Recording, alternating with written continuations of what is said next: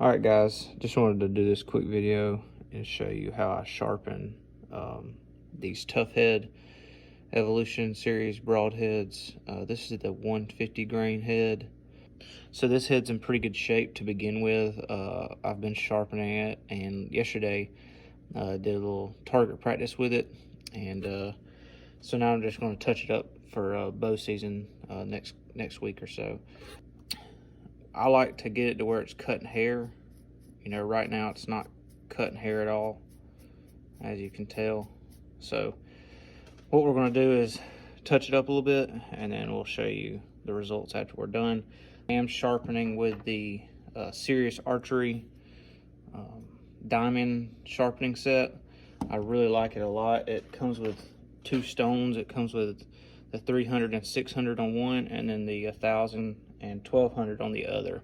Your broadhead's in pretty good shape and it's not damaged real bad. You can just hit it with the 1000 and 1200 grit stone, and I'll show you how to do all that.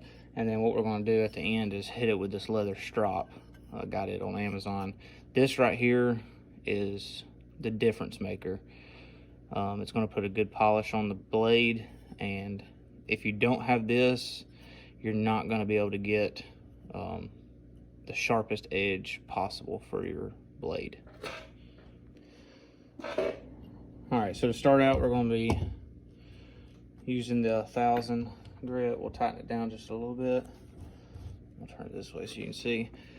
Some people like to go forward, and then some people like to bring it back. I like to bring it back personally, but so the broadhead's just going to sit on there just like that, perfect and flat. Some people will drag it back and forth and then flip it.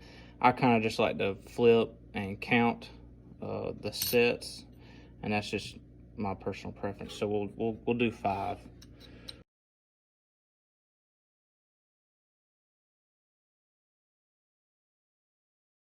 With 1000, I like to use moderate pressure, but then on this 1200, I'm gonna kind of lighten the pressure up a little bit, just to kind of smooth everything out. We'll do 5 sets again, with a 3 flip rotation.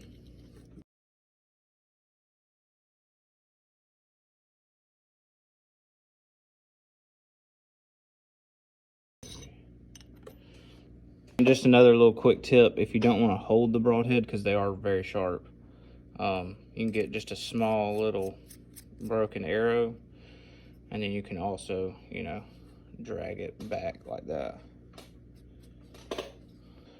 All right, lastly, we're going to go to the strop. There's a rough side and then a smooth side. We're going to start on the rough side. With the strop, you can bear down as hard as you want to, because the leather isn't going to take a whole bunch of metal off. It's basically just polishing it and finishing that edge.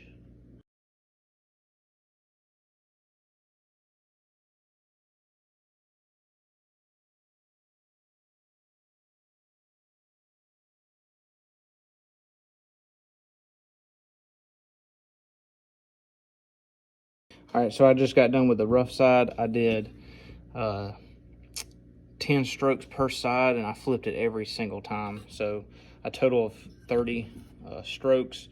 When I bought this from Amazon, it came with this compound that helps, sharpen it even more and just keep that leather in good shape. So I do like to apply that, every time I start. But on the smooth side, we're just going to do the same thing again. We're going to do 30 strokes, flipping each time.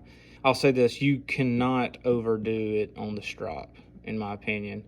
The more you do it, the more it polishes it and gives that blade a good finish. So you can do this as much as you want until you get the desired blade you want. So we're going to do the same thing as we did on the rough side.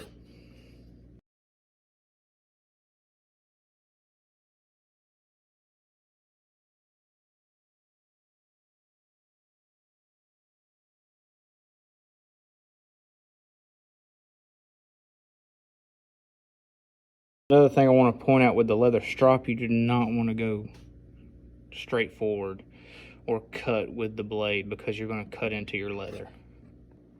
All right, so now we're going to do a little test just to see.